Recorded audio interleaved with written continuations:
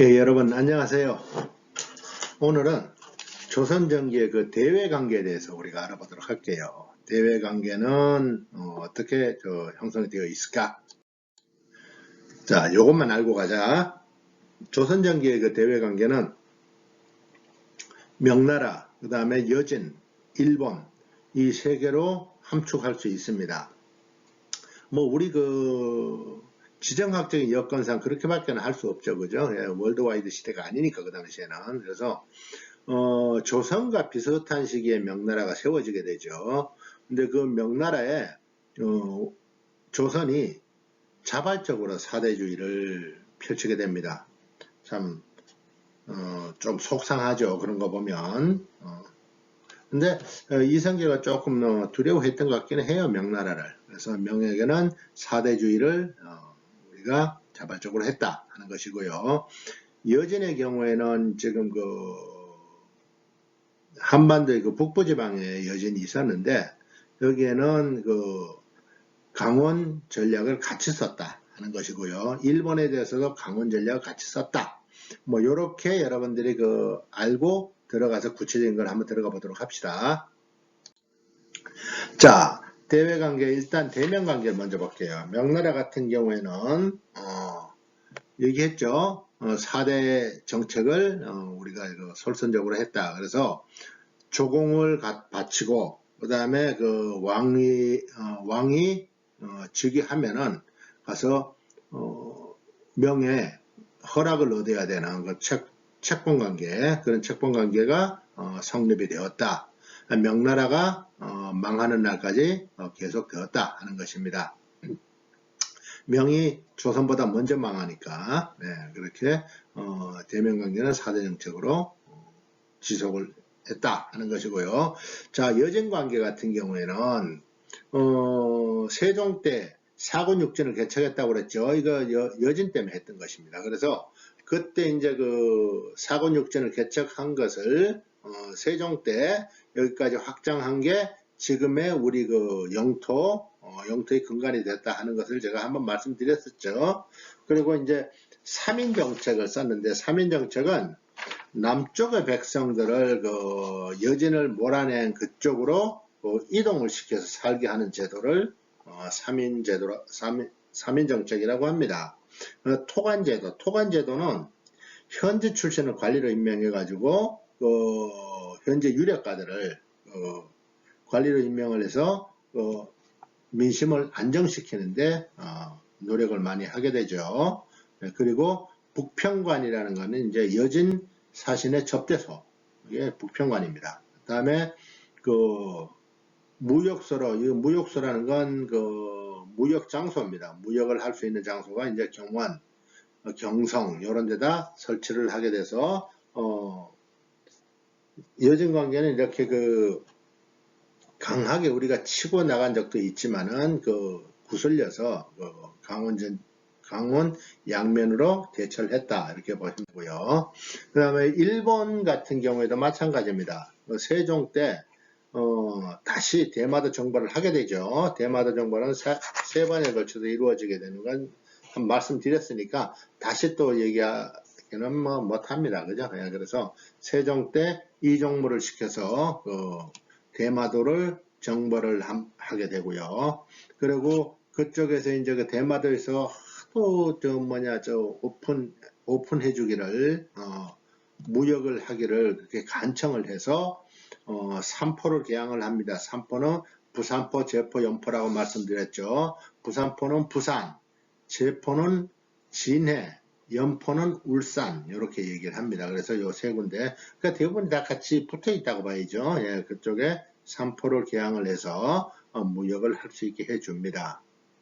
그리고 삼포를 개항한 이후에 이걸 공식화하기 위해서 계해약조를 체결하게 되는데요. 계해약조의 내역을 간단하게 보면은 세견선, 그러니까 무역선 50척, 그 다음에 세사미두는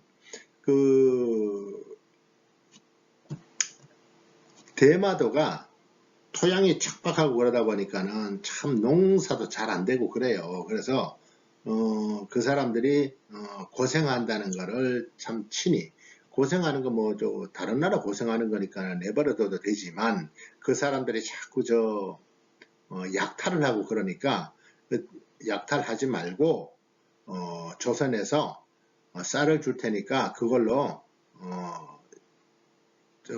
그거 받고 좀 조용히 있어라. 그리고 그 삼포를 통해서 니들이 무역을 해서 필요한 것들을 가져가라 해서 내려주는 대마 도주에게 주는 쌀입니다. 공짜로 주는 거죠. 그래서 세사미들을 200석을 주기로 합니다. 200석 그러면은 대략 지금으로 따지면 한 1.6톤 정도 된다고 그래요. 그래서 200석을 주기로 합니다. 그렇지만은 그렇게 해줬음에도 불구하고 외인들이 삼포에서 난을 일으켜요. 삼포회란을 일으켜서 약탈을 또 자행을 합니다.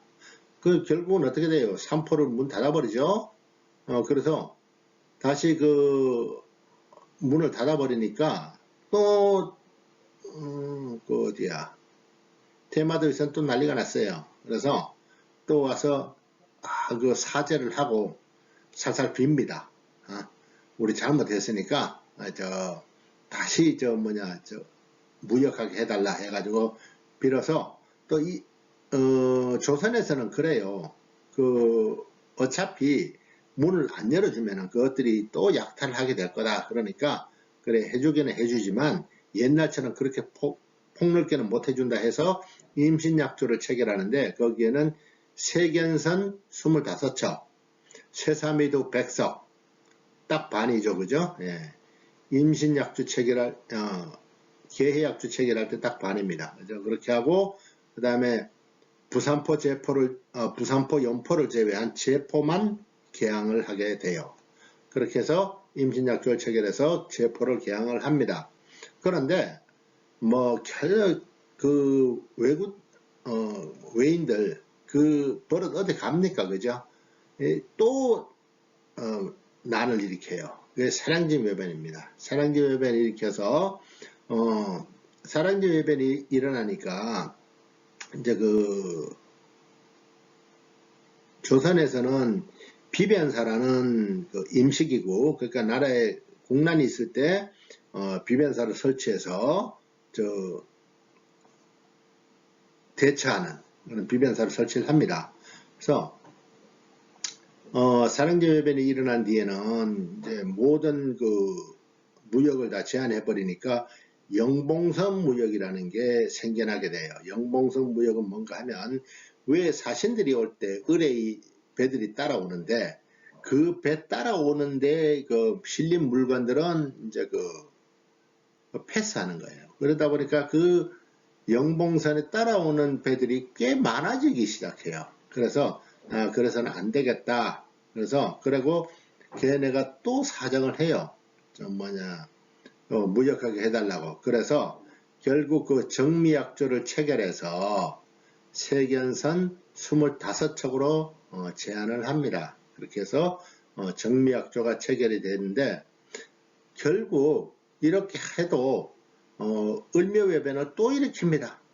지겹죠. 예, 일본은 을미외변을 일으켰는데 을미외변을 겪으면서 비변사를 임시기구에서 아예 상설기구로 만들어 버립니다. 예. 여러분들이 보면은 순서를 참 헷갈리죠, 그죠? 예. 자, 삼포를 개항을 했습니다, 그죠? 삼포 개항은 계해약주에서 개항이 됐다 이렇게 생각하면 되고요. 그래서 삼포 3개를 열어줬는데 얘네들이 삼포에서 외란을 일으켰다. 그래서 삼포에서 외란을 일으키니까 문을 닫았다가 임신약조를 체결하게 되고요. 임신약조를 체결하고 난 뒤에 다시 사량진 외변이 일어나고요. 을묘외변이 일어난다. 이렇게 여러분들이 아시면 되겠습니다. 좀 헷갈립니까? 아무튼 이렇게 되는 건데 여러분들이 외우는 방식은 여러분들 나름대로 보시면 될 것 같아요. 그래서 오늘은 조선전기에 이제 대외관계, 명나라와 여진 그리고 일본의 대외관계에 대해서 알아봤습니다. 여러분들 고생 많이 하셨습니다. 다음 시간까지 안녕히 계세요.